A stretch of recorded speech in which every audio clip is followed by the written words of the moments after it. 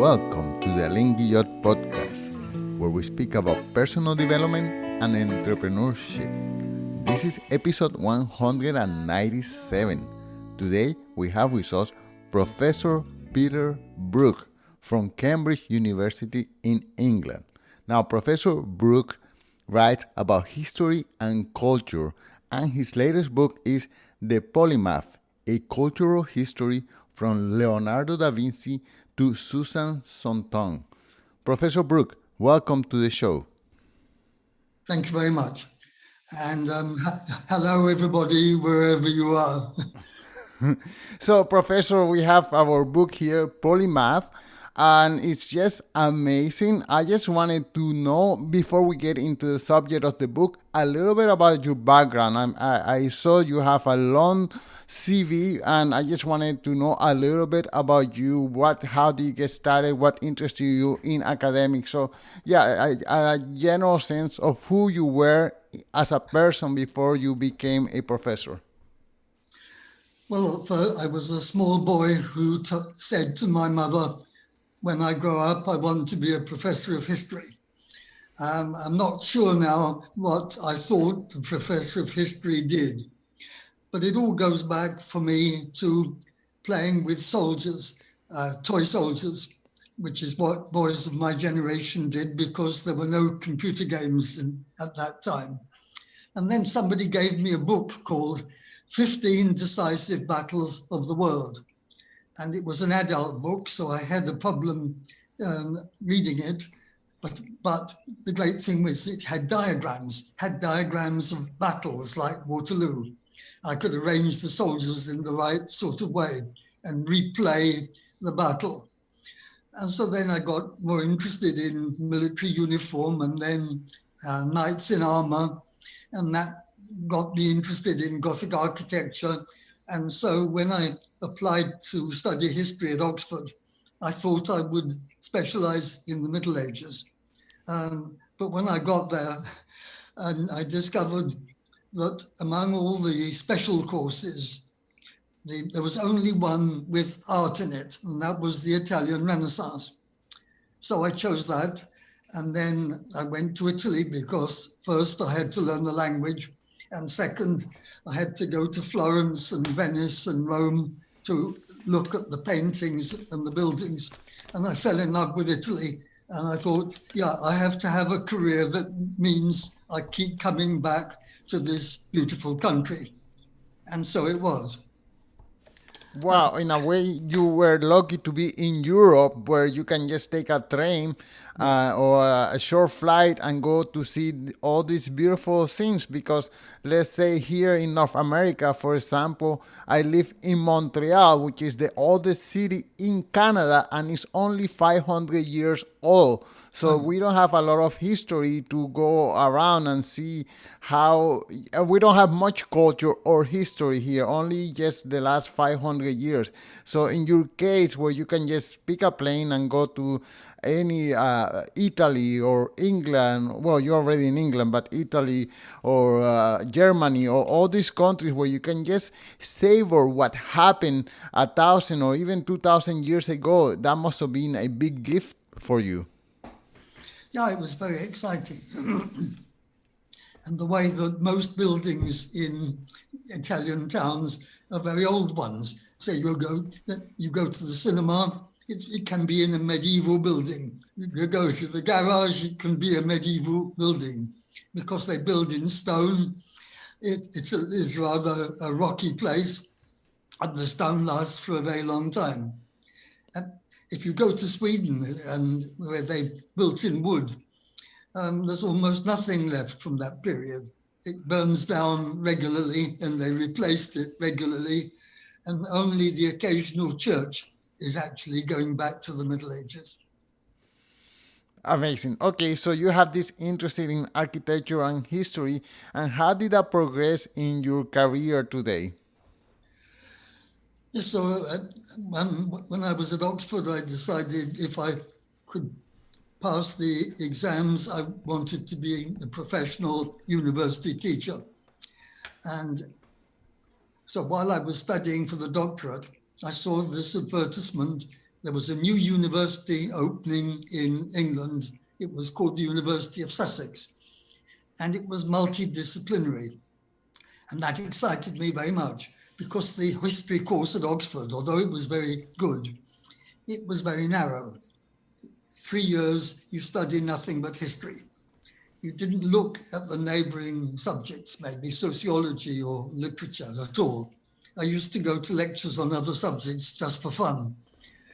So I applied for this job and I got it, and I found myself teaching European history in a new university and collaborating with colleagues on joint courses, history and literature, history and philosophy, history and sociology. I thought that was wonderful, and I stayed 16 years there, and only afterwards I moved to Cambridge, and I've been in Cambridge the last 40 years. Wow, amazing. And at what period in your career you decided to start writing books? I don't know why, but I always thought it would be interesting not only to give lectures, but to write books as well. I was teaching the Italian Renaissance. Actually, a former professor of mine in Oxford, he was editing a series, and he said, would I write a volume? And it sounded a nice idea to write a social history of Renaissance Italy. So I said yes, and started doing it. I think I said yes in 1964, and the book was published in 1972. But Wow. yeah, I write books faster now, but the first book is always more difficult than any later book. Okay, and can you share some of the titles of the books that you have already written? Sorry? Can you share some of the titles of the books that you have written already? Yes, after that, when I was writing this book, I asked myself the question, how many Italians during the Renaissance knew that this movement was even taking place? And I would guess at the most it was 10%. So I started to think, well, everybody else has a culture as well, and maybe it would be interesting to study popular culture. So I ended up writing a book about that. And then more recently, I got interested in the history of knowledge, especially what I call the social history of knowledge. So I wrote a book on knowledge from Gutenberg to Diderot, and after that, from the Encyclopédie to Wikipedia. And I wanted to stay with the history of knowledge, but I wanted to look at it from different angles. So one angle was, what's the role of exiles and expatriates? Can they make a distinctive contribution to the history of knowledge? And I think they could. Like the 1930s, when the German Jewish academics had to leave Germany, and they went to the United States, they went to Britain, and they had a different approach to the subject from the locals, the natives. And so this there's a kind of hybridity that they became a bit anglicized or Americanized, but then the culture in Britain, the intellectual culture, or the States, it became a bit Germanized. I thought that was actually good for everybody. And then most recently, once again, staying with the history of knowledge, but looking for another angle, I decided to write about polymaths. And again, that was exciting because it would take me back to the Sussex days, because interdisciplinarity is clearly important here. And the conflict between the irresistible rise of specialization and the desire of some very interesting and able people to resist it. So that was my red thread, the central theme in this new book. And could you give us your definition of polymath? Well, I had to decide, and I thought I would choose the traditional definition, which goes back to the ancient Greeks. After all, polymath is two Greek words, poly, many, and math is not mathematics, but it's any intellectual discipline. So a polymath, somebody who's mastered, the, the Greeks said, many intellectual disciplines. But of course, with the rise of specialization, if somebody can now master 3 or 4, I think they really deserve the title of polymath. I should Wow. say, I'm aware that, especially in the last 30 years, a more ample definition of polymath has got into circulation, and it's less academic. So any many-sided person, it could be in sport or in business, in art, in politics. Now, these are called polymaths too. But if you're going to write about 500 years of history, and if you're going to write about the whole of the West, Europe, and the Americas, North and South, it makes sense to limit the subject in other ways. And so I went for the traditional, narrower definition, except maybe in the chapter on the Renaissance, because I couldn't avoid writing about the Renaissance man, or sometimes Renaissance woman, and they don't fit the narrow definition very well. Okay, well, the Renaissance is the first chapter of your book called The Renaissance Man from 1400 to 1600. Can you go more in details about this chapter? What do you cover in it? And so this is the chapter where I had to break my own rules, because the Renaissance man, of course, they didn't use that phrase in the Renaissance, but the phrase universal man, that was used for people who were good at many different things. And the typical Renaissance man was a gentleman who was good at both arms and letters, that is, on one side, horsemanship, swordsmanship, and so on. On the other side, this gentleman would be able to write poetry, would have a good knowledge of ancient Greek and Roman, the language, the literature, the history, the philosophy. So that's already quite a lot. But then, if you like, the most Renaissance man of all, Leonardo da Vinci, is not like that. But he breaks my definition in another way. I mean, Leonardo never went to university. He may never have gone even to school. He was trained as an apprentice in an artist's workshop. But then he had this devouring curiosity, and he taught himself everything else, including having to learn Latin, which he hadn't been taught in the normal way, so that he could read books on different subjects. So here's a man who innovates in so many disciplines, but does it without actually attending university. So he makes discoveries in geology, for example, in anatomy, in optics, mechanics, also invents things. And he does all that by himself. And he's not all that keen on telling other people. He writes all these things down in his notebooks, which marvelously have survived, I think 7,000 pages of them. But that means almost nobody saw these notebooks till the 19th century. And so the scientists had to rediscover all the things that Leonardo had discovered all over again. But thanks to the notebooks, we do know that apart from being a great painter and a sculptor and an architect and an engineer and an inventor of a flying machine and so on, he also contributed to all these disciplines. Wow, He's amazing. my star person. Yes. Let me ask you, do you think, like Leonardo da Vinci, that other people can become polymath without going to university? I think if you go back to the Middle Ages, of course, universities only began in the 11th century. And there are some people who are many-sided scholars before that. There's one famous female scholar, Hildegard of Bingen. She was the abbess of a monastery. That gave her leisure to study as well as to pray, and and also to look after all the nuns.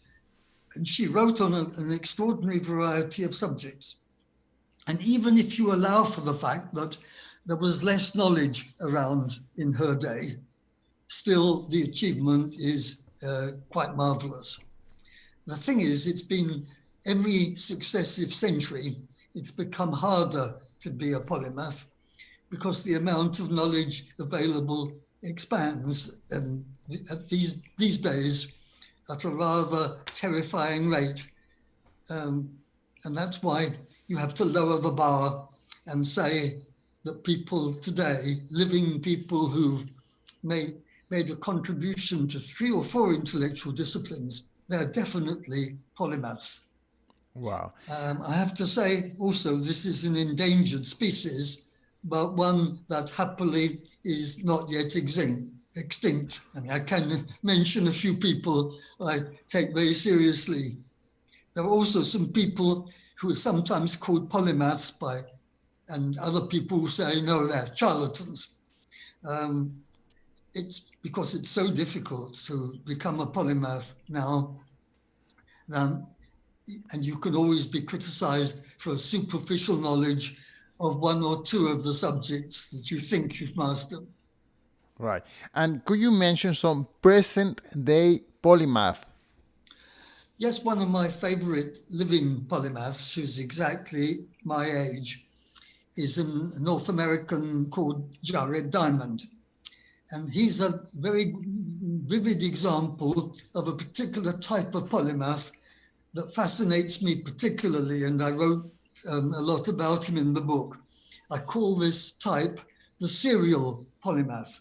It's on the model of serial polygamy. I mean, so you start by mastering one discipline, and then for some reason or other, you become attracted by another one, and maybe a third. So Jared Diamond was a professor of physiology at the University of California at Los Angeles. But he's full of curiosity, and somehow or other he decided he would study ornithology as well. And in pursuit of particular birds, he went to New Guinea. In New Guinea, what fascinated him was the number of languages that they speak in a relatively small space, hundreds of languages in New Guinea. He started to learn some of them. And then he became interested in anthropology. And then talking to a local chief, and this man asked him, why is it that you people in the United States are so rich and we're so poor? And Diamond didn't have an instant answer, but he went away and thought about it. And he answered the question with a whole book. And that led him into comparative history and geography. You have to study the environment if you want to answer that man's question. And the university was very flexible. So I think Diamond must have gone to see the president and say, actually, I don't want to teach physiology anymore. I've got interested in other things. So he stayed with the university. His whole career has been in UCLA. They just moved him down the campus and changed the label on the door. It now says Professor of Geography. I don't think he's retired. You don't have to in the States. I had to retire ages ago, but that's the rule in Cambridge. For all I know, he's now discovering still new subjects. But to get from physiology to history and geography via ornithology and linguistics, that's pretty good in the 21st century. Wow. Do you know if a lot of people admire the work of Elon Musk, the entrepreneur who's building rockets? Does he qualify in any shape as a polymath? Yes, and Emmanuel is very proud that we have a leading polymath of the beginning of the 19th century. And this is somebody who began by studying medicine. His name's Thomas Young. He's a medic, but he got interested, for example, studying the eye. He followed with the study of optics, and then he decided he would study acoustics as well. And then he got interested in oceanography. And this is all around the year 1800. And that's a time when Napoleon's just gone to Egypt. And people in Europe are getting very interested in what was ancient Egypt like. But they can't read the hieroglyphics. And different people in different countries, it's like code breaking. They were trying to work out what were these inscriptions on the coffins of the mummies. And Young is doing quite well, but a more specialized Frenchman got there first, Champollion. But even to come second when you're doing all these other things, it's quite an achievement. Wow. But people were just beginning to get suspicious of polymaths in Young's time, around 1800. Many people thought you can't do serious work unless you specialize. So he published some of his stuff anonymously. He was afraid his colleagues and his patients wouldn't take him seriously as a doctor if they knew that he was trying to decipher hieroglyphics. So that's new. In the 17th century, nobody would have criticized you for trying to be a polymath. But later on, they whisper, oh, he's got to be a charlatan. Wow, this is all amazing information. And of course, we can find you have different ages in time where you speak about different how polymath have transformed itself. So I will encourage the readers to go out and check out your move, Polymath. Professor, can you tell us where people can find you and buy your book or just keep up with the work that you are doing? Right, the book was published by Yale University Press this year, and the full title is The Polymath, A Cultural History from Leonardo da Vinci to Susan Sontag. Actually, it starts before Leonardo and it ends after Susan Sontag, but the publishers thought that was a good title. So I'm sure you can get it in the bookshops in Montreal, and you can get it on Amazon and so on. Well, Professor, thank you so much for your time. This has been an amazing conversation. Well, thank you very much for inviting me, and it's quite fun to have a conversation with somebody you've never met, who's living in a country really quite a long way away from here. Goodbye, Professor. Goodbye. Pleasure was mine.